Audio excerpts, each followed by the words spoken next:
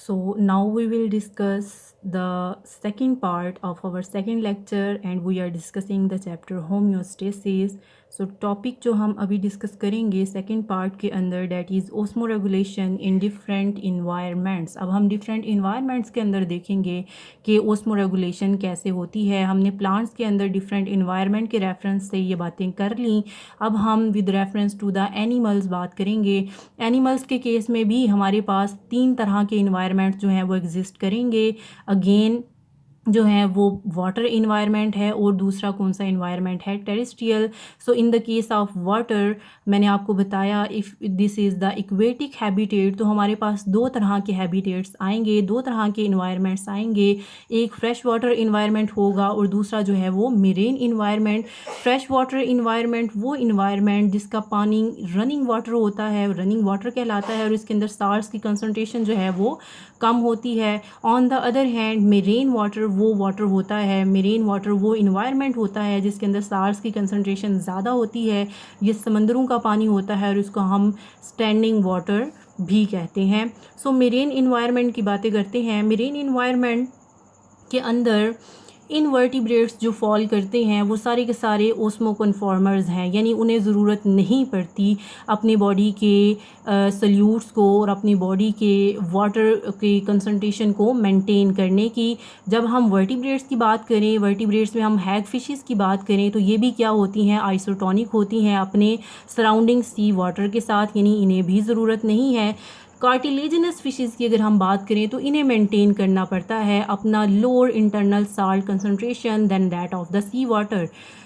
मैंने आपको पहले भी बता दिया मेरीन वाटर है तो इसके अंदर साल्ट कंसंट्रेशन ज़्यादा हैं, तो साल्ट कंसंट्रेशन ही यानी अगर सारे का सारा साल्ट ही फिशेज़ अपने अंदर जो हैं वो जमा कर लेंगी तो उनके अंदर पानी की क्या हो जाएगी, कमी। सो इन्हें लोअर डाउन करना पड़ता है, लोअर मेंटेन करना पड़ता है इंटरनल साल्ट की कंसंट्रेशन को बनिस्बत किसके, समंदर के पानी के। इनकी किडनीज़ जो हैं ये ओस्मो रेगुलेशन के फिनामिना में एक्सक्रीट करेंगी एक्सेस साल्ट, ज़्यादा साल्ट को। किसकी मदद से, गिल्स की मदद से। गिल्स क्या हैं, these are the tissues, these are the hair like structures, और ये गिल्स जो हैं ये हेल्प आउट कर रही हैं कि एक्सेस साल्ट्स को क्या किया जाए, मेरीन इन्वायरमेंट में कार्टिलेजिनस फिशेज़ के ज़रिए इसको एक्सक्रीट किया जाए। और ये पोजेस करती हैं साल्ट एक्सक्रीटिंग ऑर्गन्स जिनको हम रेक्टल ग्लैंड्स भी कहते हैं। इसके अलावा इनके पास स्पेशल किस्म के ऑर्गन्स हैं जिनको हम रेक्टल ग्लैंड्स कहते हैं, जो कि साल्ट को क्या करवाते हैं, एक्सक्रीट करवाते हैं। देन आप इस फिगर में देख सकते हैं यहाँ पर these are the gills basically. तो यहाँ पर जो डिफ्यूजन है, डिफ्यूजन वो फिनामिना जिसमें पानी को सेल्स के अंदर यानी पानी को फिश के अंदर जो है वो एंटर करवाया जा रहा है, और सी वाटर जो है वो माउथ के ज़रिए और फूड जो है वो भी माउथ के ज़रिए अंदर जा रही है। सो पानी दोनों तरह से with the help of gills और with the help of sea water यानी कि माउथ भी जा रहा है। सो इन दोनों तरीके से पानी अंदर जा रहा है, लेकिन पानी अंदर जाना हमारे लिए नुकसान की बात नहीं है। हमने एक्टिव सक्रीशन करवानी है, एक्टिव रिलीज़ करवाना है गिल्स के ज़रिए से, किसको, एक्सेस साल्ट को। और यहाँ पर जो यूरन है वो भी क्या होगा, हाईली कंसनट्रेटेड। कंसनट्रेटेड मीन जिसमें पानी को स्टोर किया जाएगा, क्योंकि बाहर हर जगह पर क्या ज़्यादा है, साल्ट्स, पानी कम है, तो पानी को हमने स्टोर करना है किस फॉर्म में, कंसनट्रेटेड यूरन की फॉर्म में, कि हम ज़्यादा से ज़्यादा एक्सक्रीट करेंगे किसको, साल्ट्स को, और पानी को क्या करेंगे, स्टोर करेंगे in the case of marine environment. Then हम इसको कंक्लूड कैसे कर सकते हैं, अगर बोनी फिशेज़ की हम बात करें तो ये लॉस करती हैं पानी को हाइपोटोनिक इन्वायरमेंट के अंदर, हाइपोटोनिक बॉडी फ्लूइड से किसके अंदर, हाइपरटोनिक इन्वायरमेंट के अंदर। ये फिशेज़ अडॉप्ट करती हैं अपने आप को कि ये ड्रिंक करती हैं large amount of sea water, बहुत सारा सी वाटर ये ड्रिंक करेंगी, लेकिन अपने बॉडी के फ्लूइड को हाइपोटोनिक रखेंगी और एक्सक्रीट क्या करेंगी, हाइपरटोनिक इन्वायरमेंट के अंदर कंसनट्रेटेड यूरन को। और ये कंसनट्रेटेड यूरन जो है वो एक्सक्रीट करेंगी, ये रिजल्ट करती हैं मैक्सिमम साल्ट एक्सक्रीशन में, यानी concentrated यूरन। On the other hand इसको हम क्या कह सकते हैं कि मैक्सिमम साल्ट की एक्सक्रीशन और मिनिमम क्या, वाटर लॉस। तो ये बातें हमने कंक्लूड की हैं मेरीन इन्वायरमेंट के अंदर। आप यहाँ पर भी इसको ऑब्जर्व कर सकते हैं, if these are the gills, तो ये एक्टिवली सक्रीट कर रही हैं यहाँ पर किसको, NaCl very common salt solute, हम सल्यूट बार बार बोल रहे हैं, तो ये भी एक सल्यूट की टाइप है, ये भी एक साल्ट है जो हम in the form of solute cell के अंदर डिज़ोल्व करवाते हैं। सो वाटर लॉस जो है यहाँ से मिनिमम होगा, और यहाँ से एक्टिव सक्रीशन किसकी होती है, NaCl की। सो यहाँ पर आपने जो है ये चीज़ ऑब्ज़र्व कर ली। अगर किडनीज़ की बात करें तो किडनीज़ भी जो है वो एक्सक्रीट कर रही हैं यूरिया को। हाईली टॉक्सिक फॉर्म होती है यूरिया किसी भी एक्सक्रीटरी प्रोडक्ट के अंदर। सर्टन अडॉप्टेशंस क्या हैं, यूरिया मैंने आपको बताया कि बहुत टॉक्सिक होता है एक्सक्रीटरी वेस्ट प्रोडक्ट के तौर पर, इसको बॉडी में रखना नुकसान पहुँचा सकता है। तो फिशेज़ क्या करती हैं, रैदर दैन कि वो यूरिया एक्सक्रीट करें, इसको कन्वर्ट कर देती हैं एक और केमिकल के अंदर जिसको हम ट्राई मिथाइल अमाइन ऑक्साइड कहती हैं, और ये प्रोटेक्ट करता है इनको against urea. Then fresh water environment की बात करें तो फ्रेश वाटर इन्वायरमेंट के अंदर जो एनिमल्स हैं ये कॉन्स्टेंटली फेस करते हैं osmotic flooding of body fluids and loss of salts. So यहाँ पर किस चीज़ को बचाना है, साल्ट्स को।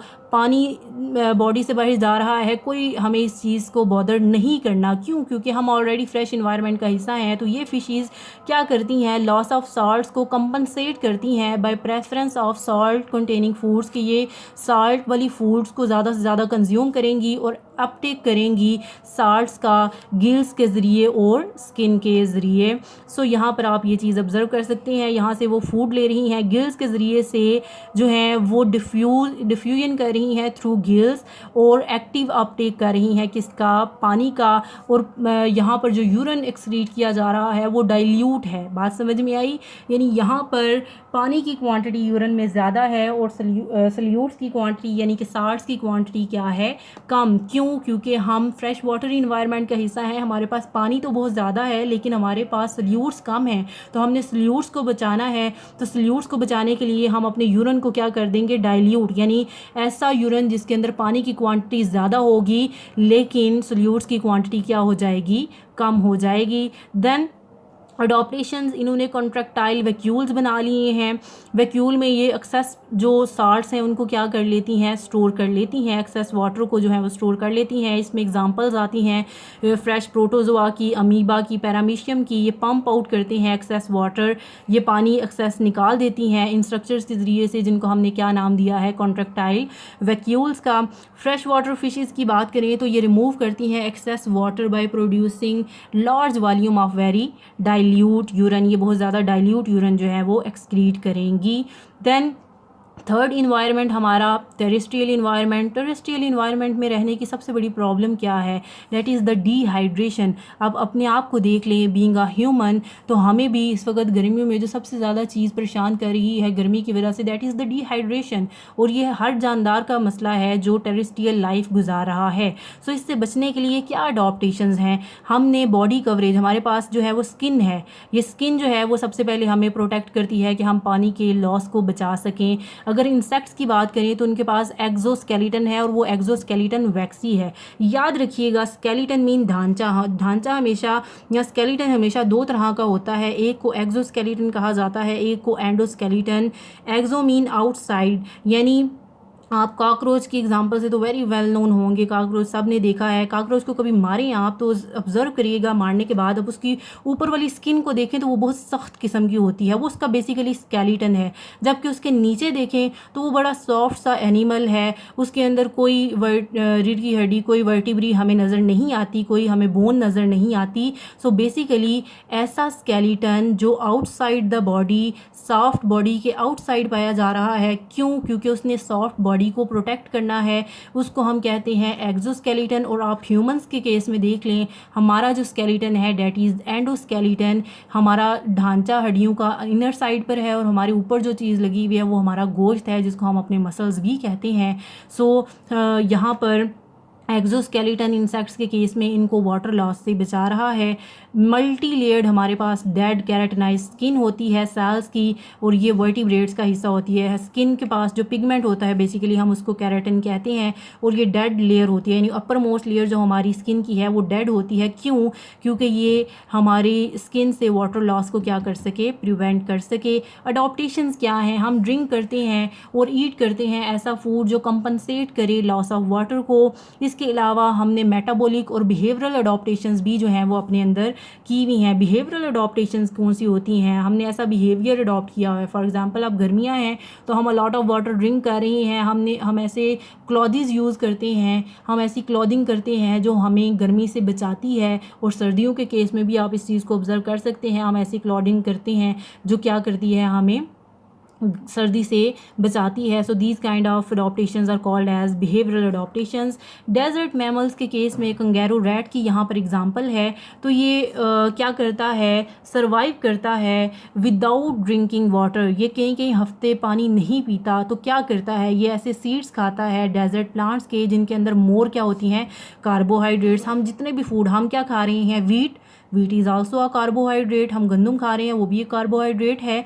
हम जो है वो चावल खा रहे हैं, हम जो मकई खा रहे हैं, ये सारे कार्बोहाइड्रेट्स हैं। That is a kind of food जो हमें एनर्जी दे रही है। तो ये भी क्या कर रहा है, ऐसे सीड्स खा रहा है जो उसको कार्बोहाइड्रेट्स दे रहे हैं ताकि वो ज़िंदा रह सके, बेशक पानी नहीं पी रहा। टेरेस्ट्रियल एनिमल प्रोड्यूस करते हैं concentrated urine in their kidneys that reabsorb most filtered water with in the process of excretion. हमारी किडनीज क्या करती हैं, ज़्यादा से ज़्यादा पानी को अब्जॉर्ब कर लेती हैं जब हम यूरिन रिलीज़ करते हैं उससे पहले, ताकि पानी की कमी को बचाया जा सके।